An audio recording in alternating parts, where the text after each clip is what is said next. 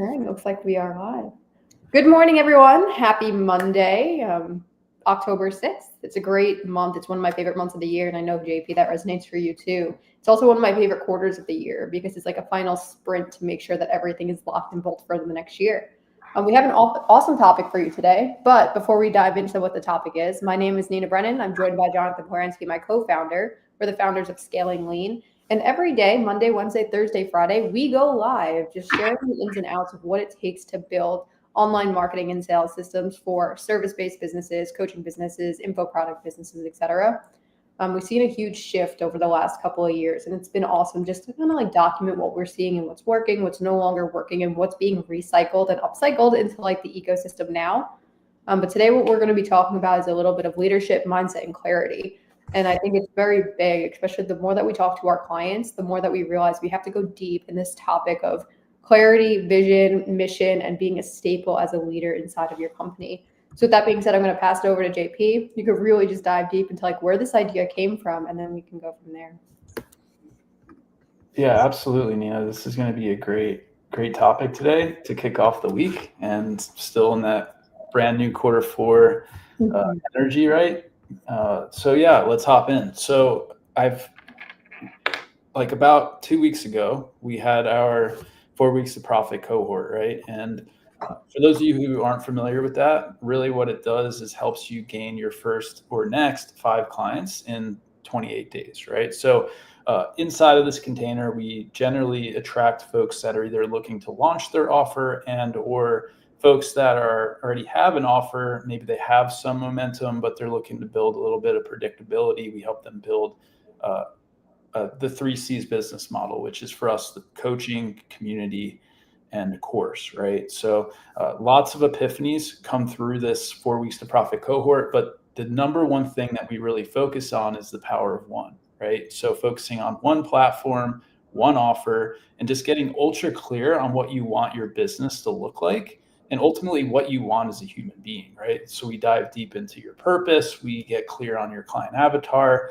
and we really set intentions to block out all the noise and just move forward with speed. And that's how we've been able to see folks, land 4 clients in, 72 hours and somewhat astronomical results inside of this container because once we really set that North Star and put them in action, give them, some outreach templates and some ways to structure their offer, they really take action and can move forward because they're focused in. So one of the things I wanted to reflect on today that Nina and I were just speaking about before this was one of the clients that just came through this that we helped get clarity on and really speak to the leadership of the person inside the business and really just setting that forward momentum and enrolling yourself and your team inside of that vision. Mm-hmm.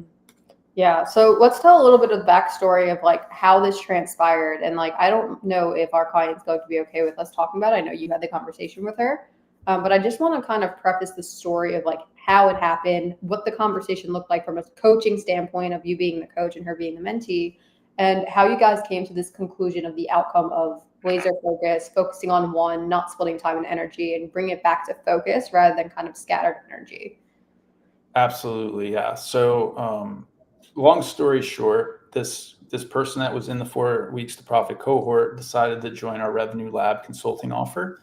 And one thing that Nina and I do inside of the Revenue Lab is we have one-to-one interactions with all of our clients, right? So we have a 60 to 90 minute, usually it's about 60 minutes to really listen and hear where they are. We meet them where they are, and then we set their trajectory for the next 96, 6 months, 12 months, like that next sprint inside of their business. So on this particular call, amazing woman, and she had a new idea for an offer. And then what I found during the call by probing and asking the right questions is I uncovered this whole other business that she's had for years with success. She's got clients under her belt. She has a partner that helps run the back end. And I was like, hey, like, why don't we just do more of that business instead of like creating a new one potentially, right? And totally get that like the new idea was aligned with the purpose and the passion. Like that was definitely aligned, and so was the old business. But I began to question that thought process, and like what we're about here at Scaling Lean is really building towards leverage, right? And gaining time and increasing our revenue, right? So if there's something already built that's proven, validated, then we like to run and move with that product rather than creating a new product, because whenever you have a new product, right, you have to validate the offer, you have to find a lead source, you have to build assets. There's a lot of things that go into the process in order to make that offer work, right? So long story short, we hopped off the call, and she basically the last 2 weeks, and she was doing her initial market research and validation for the new offer. And then we just hopped off a call, and we had like a little session this morning where she's like, yeah, you know what? I really do feel aligned with that other business, and I really feel like I'm going to step into that more. Why don't we focus on that, right? So just really awesome that we have that connection, for one, and now we're able to basically decide as a team with client and consultant and coach and all of our mechanisms that we offer. Now we can move forward in that direction, right, with confidence, and really just double down on the things that we're working. And I'm super excited to see what this is going to bring in the next 60, 90 days, right? Because really we just got to get more leads inside of the business. We don't have to really build a new offer or, anything like that. We can just leverage the things that are already in place, and we just focus on the revenue generating activities. 100%. And it goes hand in hand. Right before this call, JP and I were talking a little bit about like what it actually takes to have this kind of clarity, and like what happens if you don't have this clarity inside of business when it comes to your team, leadership, systems, vision, etc. And how if you're not like very strong and convicted in where you're going and what you're doing, the base of the business begins to crumble, because like when things are shaken up, right?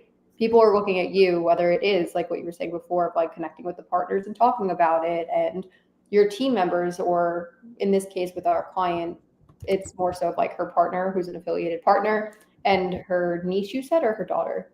Daughter.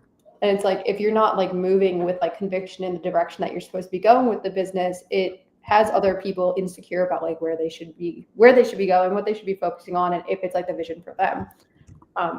And I think it's very important in terms of leadership. And I want you to talk a little bit about this, of like having that strong mission, that strong vision, having the core values, JP, and like how that actually ripples down through the entire company and even through your client base.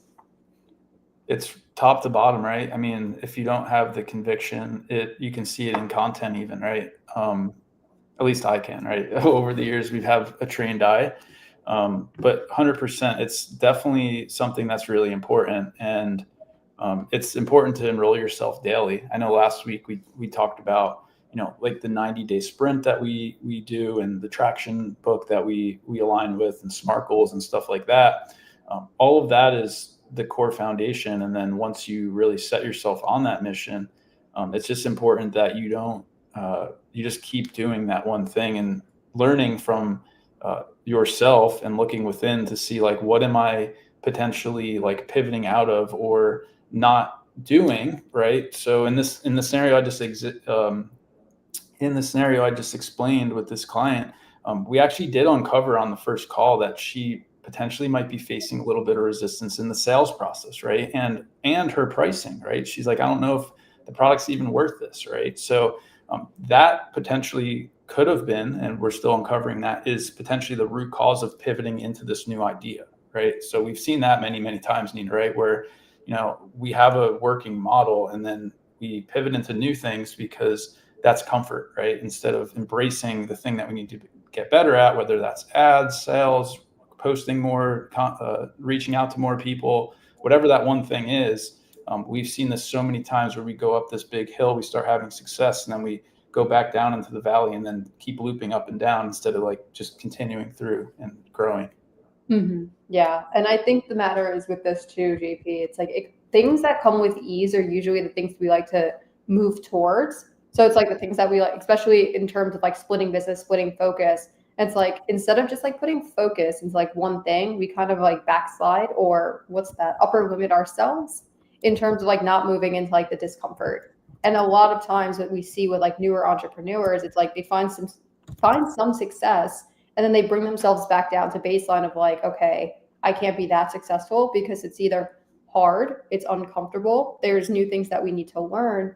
And a podcast that I was listening to this morning on my morning walk was very much talking about like embracing the discomfort and like moving past these like upper limits, right? So how can we identify them? How can we stay aware of them? And it's just really being present with like your mind, body, and spirit as you're navigating these like kind of unfamiliar territories of like, where is the disease in the body? Where is it that you're feeling uncomfortable? What's making you feel uncomfortable? Is it the actual direction, or is it the ego kind of just like resisting that breakthrough moment? And a lot of times, if you are aware of it, you realize a lot of it is just ego, because it's like new things you have to learn, feeling that face of rejection, being bad at things, which a lot of people don't like doing. And it's like, that's why we like hit that upper limit, and we kind of bring ourselves back down to like the normality of like standard of what we knew, what we are, what we're comfortable in, etc.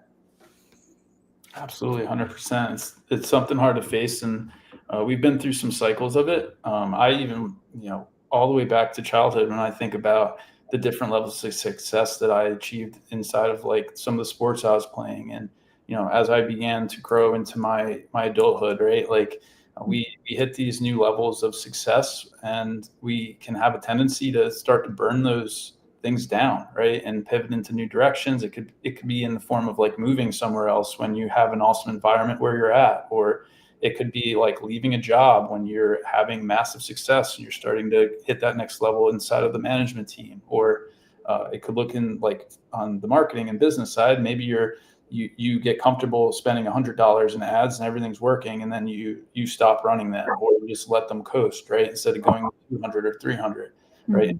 Find what that main thing is that you need to overcome. So it's really awesome to watch. I don't think you truly ever like master this, right? Because there's always a higher level that you can achieve, right, and transcend into as a human being, which is just amazing once you start to kind of learn this cycling and pain recognition cycle, I guess you say, right, Nina? Yeah, I think something to bring up here that's really cool is even recognizing the force first ease mentality and the attachment first detachment of the outcome. And this is something, I'll just be very vulnerable, that I'm facing right now, right? Like you and I have had conversations about like us kind of like as we're growing the business, it's like we have very strong visions each, and like one have to kind of surrender to the other of what it's going to look like in order to grow. Because like as we're here, like we're hitting the upper limit in order to hit that next level, because it's like as much as we're trying to push, but there's also a battle of like who's pushing forward more. And it's that masculine versus feminine, I guess we can talk about, that everybody embodies and everybody holds, of like when's the time and place to force and use the masculine, and when's the time and place to like ease into the feminine and kind of just like surrender that outcome.